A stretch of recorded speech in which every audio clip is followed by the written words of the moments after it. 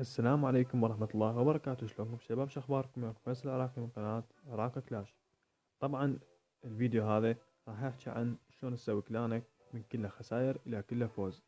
مو شرط كله خسائر، يعني عندك مثلا شلون تقدر تقول حالفك الحظ من تفوز. هذا الفيديو طبعا خصوصا راح اسوي لهذا الشيء. طبعا شوف طه شنو يريد. أه وراح احكي لكم ليش يعني تخسر بالحروب، وليش وشون تفوز بالحروب، وشنو أسبابها الخسائر هاي، كم طريقة أعلمك عليها حتى تضمن إنه ترى راح تفوز بهاي الحرب. وما تخاف مثلا تقول خاف هذا ما يهجم، خاف هذا هيجي، خاف ما يمسح. فهواي طبعا نشرت بالفيس أنا، وهواي إجا طلب من هذا الشي، يعني قلت نشرت إنه يا أريد أنشر. قلت أكو فد عدد ببالي، إذا وصل له قلت راح أصور فيديو، إذا ما وصل له بعد شو أسوي له. المهم خلينا نبدي بالتصوير. بعدين شنو نبدي بالتصوير. خلينا نشوفكم الحرب اللي فاتت. طبعا بغض النظر عن قوة الكلان اللي انت هو خصمك، تقدر تفوز بالحالتين، اذا كان كلان قوي اذا كان كلان ضعيف. شوفوا طبعا الحروب، اول حرب بعد الخسائر هاي ام 10 فزنا 23 و21، تالي ام 10 فزنا 27 و20. طبعا بس كان 10 مسحناهم اللي هم ثلاثة الاولين. شوف 93% بوينت 30 كانت النسبة مال ديستراكشن. اعتقد ديستراكشن ما ادري، المهم هي تدمير معناته. الحرب اللي وراها 35 28 37 33 34 29 36 33 47 38 41 30 37 30. الحرب اللي فاتت هي اقوى حرب من هذين كلهن، اللي كان خصمنا كان شنو؟ خصمنا كان ليفل 8. يعني انا اعتقد شايف كوكو بلوكرز، يعني كلاش اوف كلانز بلوكرز. اعتقد شايف كلانهم ما ادري وين، بس المهم شايف يعني عارفه اللي هو كلان قوي، فشديت الهمة بالحرب هاي. هشوفكم الحرب اللي فاتت. طبعا صارت دق بالنعل اخر اخر ثواني او اخر دقائق. شوفوا الهجمات مالتنا كله شو وقت دلاس، باش مكتوب هنا يم الريبلاي، مكتوب دلاس مومنت دلاس مومنت دلاس مومنت. فاهمين علي؟ شوف طه شو يريد. المهم طبعا سلمونا دق الفوق، لكن احنا شنو سقطنا هذول الجوا. هذا كلام قوي فزنا عليهم احنا، يعني بجهود الشباب. هسه شوفكم حرب مو قوية كلش، يعني خصم ضعيف. شوفوا هاي الحرب اللي فزنا بيها 37 30. كانت حرب مو قوية، يعني هم هجماتهم ضعيفة ففزنا بيها كذلك. يعني سقطنا تاون 9 كلهم، بس آخر اثنين خليناهم يم مهزلة زحمة نهجم عليهم. فأول شي نسوي اللي هو أنا رجع واحد من جماعتنا غطى ملازمة افتخر. خلينا نشوف هاي الهجمة مباشر، وتاني نحكي لكم عن شلون صار الكلام. طبعا ما نصح على حياة الصلاة، ما راح نشوفه دولا وزرق هجوم بدون هجوم. ولا هو طبعا رقم 8 نازل على رقم 11، رقم 8 نازل على رقم 11. يعني المفروض رقم عم يقدر يمسحه، لكن هو ما راح يمسحه، مستحيل يمسحه. اخذوها قبل نهاية الهجوم اللي عندي.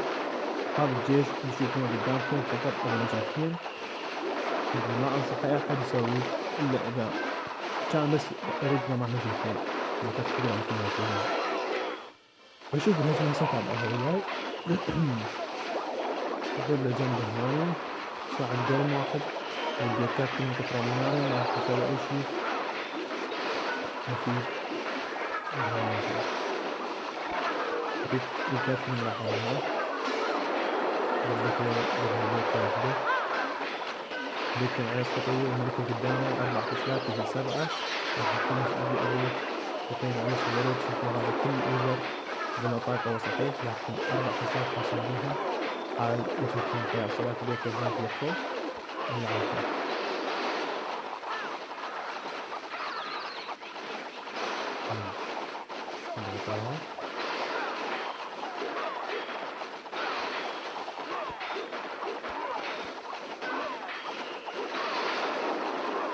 مثل ما قلت لكم جيش أبو نجمتين توقف عنكم مثلا فقط هجمتين، يعني هاي انه ملك 17 ملك 15 وجيشه ماكس بالنسبة لتاون 9.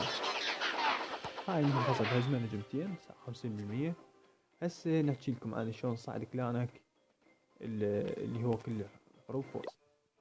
اول شغله اول ما فرشت كلان انا كنا بيه احنا تقريبا 29 عضو، فلشنا بقينا احنا 4 كل واحد وقريته الثانية، واعتقد كم واحد كان ويانا، فصرنا 11 او 10 اعضاء. طبعا ما سويت الحرب مالتك اللي بيها احنا فقط، جبت اعضاء منا ومنا يعني. مهم اول شي سويته بالحرب، يعني اول خطوة تسويها انت الدعم. اول شغلة الدعم واهم شي حتى تصير تفاعل بكلانك.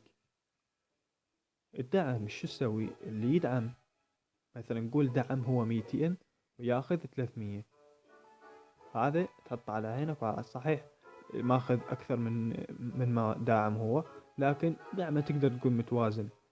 لكن اللي ياخذ 500 وهو داعم 200 فرق 300، يعني هذا تقدر تقول عليه باقي وياك الكلام، بس لما ياخذ دعم فانت ما راح تستفاد من عنده شيء.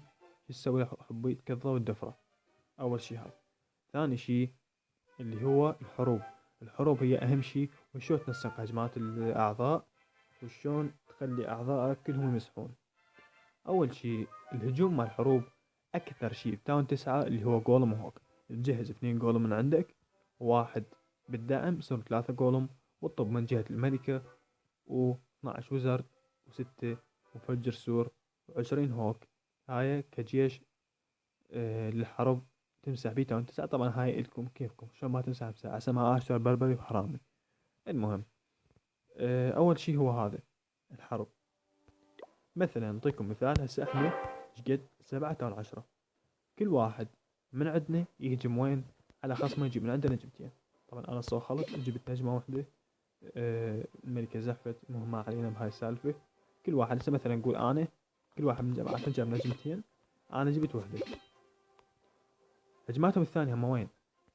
مثلا نقول باقين كلهم جابوا نجمتين على هذا وعلى هذا وهذا وهذا، جابوا نجمتين، كل واحد تبقى عنده هجمتين، يعني 7 هجمات عندنا بعد بتاعنا 10. اي واحد من عندهم قول مثلا رقم 6 يجي يكملها بنجمتين، حتى شنو يتساوى العدد هذا واحنا نستفاد. ثاني شيء يسموها هجمات تسقيط.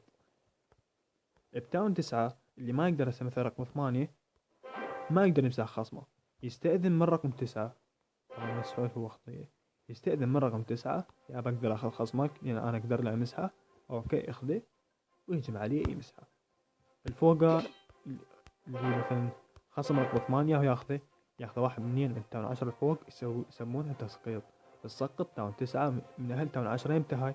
اخر 4 ساعات هجمات تاون 10، اخر 4 ساعات خليها ضمان الك.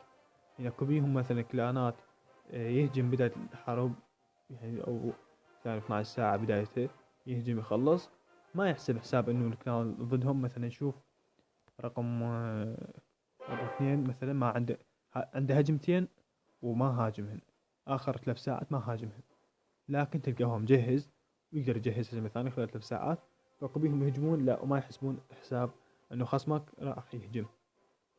فالمهم هاي الشغلة ضرورية. بالنسبة لتاون 8 طبعا في واحد على خصمه يمسحه. تاون 8 اعتقد شي سهل واحد يمسح، هذا مسح، بدنا مصطفى مسح ومسح. هذا ثاني شي. ثالث شي اللي هو دعم الحرب، كل واحد يدعم اللي جواه حتى الكل يكون يحس بالمسؤولية ويدعم. وبهذا الشي يعني ما حد راح يخسر هواي. طبعا بس انا مسكين بالاكسل مالتي 900 صار 3 ايام. دعم الحرب. المهم دعم الحرب بيناتكم هذا انتم تنسقونه. اهم شي واحد من يهجم من جماعتك حتى لو غريب من الكلان، شو تسوي له؟ اذا تشوفص بالهجمة مثلا انت بالجيش غلط، مثلا غلط بالهجمة وما قبل يعترف بغلطه، او مثلا يقول انا هيك هجوم بكيفي، او هجومه مو مال واحد يريد يمسح، خصوصا تاون 9 تركز عليه، وتاون 10 اذا نزل على تاون 9 شو تسوي لهذا حبيبي؟ ترزله مو تغلط عليه، لا تحكي يا حكي قاسي. بس يقولون شنو هفتوت شرير حكي يعني يخليه يحس بروحه غلطان، تحكي عليه حتى يتفشل، بحيث شنو هذا يقول بعد اذا اهجم ما امسح اكيد راح اتفشل مرة ثانية، فالزحمة قدام الولد وقدام الاعضاء اتفشل. فايش راح يسوي هو؟ اكيد راح يهجم عدل ويجهز جيش حربي مرتب. اذا ما دمرها، نقول مثلا عنده اول حرب انطيته فرصة ثانية يهجم بها الحرب اللي وراها، ما جاب هيش تسوي له حبيبي؟ تقضى وتطردي. هذا العضو ما يفيدك، انت تريد مسح، تريد كلان ناجح. هذا اول شيء انا سويته. طرد طبعا كل شيء هواي. خصوصا حتى قبل 3 حروب اعتقد كان 1/10 اجانا جديد صاعد ماستر ملوكه 35 قلت ونجومه زين كانت 400، قلت هذا اكيد يمسح. طلع الولد يعني يمكن مشتري قرية اعتقد جواهر فما ادري. هجم على خصمه جاب نجمة واحدة، وهو خصمه كان ملوكه يمكن بالعشرات، 10 بالطعشات هيك كانوا ملوكه، وما مسحها. جاب يعني نجمة واحدة، حتى قل يعني مثلا نقول 2 هم بيها باب الجواب. انت ملوكك اقوياء، انا لو عندي ملوك هاي احرر موصل قوة. في المهم هو ما مسحها هذه، وما هجم نجمتين فقط نجمة واحدة، ونزل على واحد يعني مثلا احنا نقول رقم 3 عندنا كان هجم ملوكه 20 19، هجم على خصمه واللي هو نفس خصم، نفس تصميم رقم 2 3 نفس تصميم رقم 2. ورقم 3 هجم على 3 جاب من عنده 85% راد يمسح له شوي، لكن ملوكه مو قوية فما حالف الحظ. وذاك ابو ال 35 ملوكه هجم على رقم 2 اللي هو نفس تصميم رقم 3، طبعا ادري بيكم تاخذوه، فجاب نجمة واحدة اعتقد 50% بالدفرات. سويت له هذا الحبيب قضيته وطردته. حتى لو قوي، حتى لو ما ادري شنو، حتى لو نبي هو تقضى وتطرده. اوكي، اذا عجبك الفيديو سوي لايك، واذا ما عجبك سوي ديسلايك. طبعا ترسل الذاكرة اذا صار بعد ما راح يفتح الفيديو. وفي امان الله، لا تنسى الاشتراك وشير الفيديو حتى يستفادون الليدرية وتكون ليدر من هذا الفيديو. في امان الله.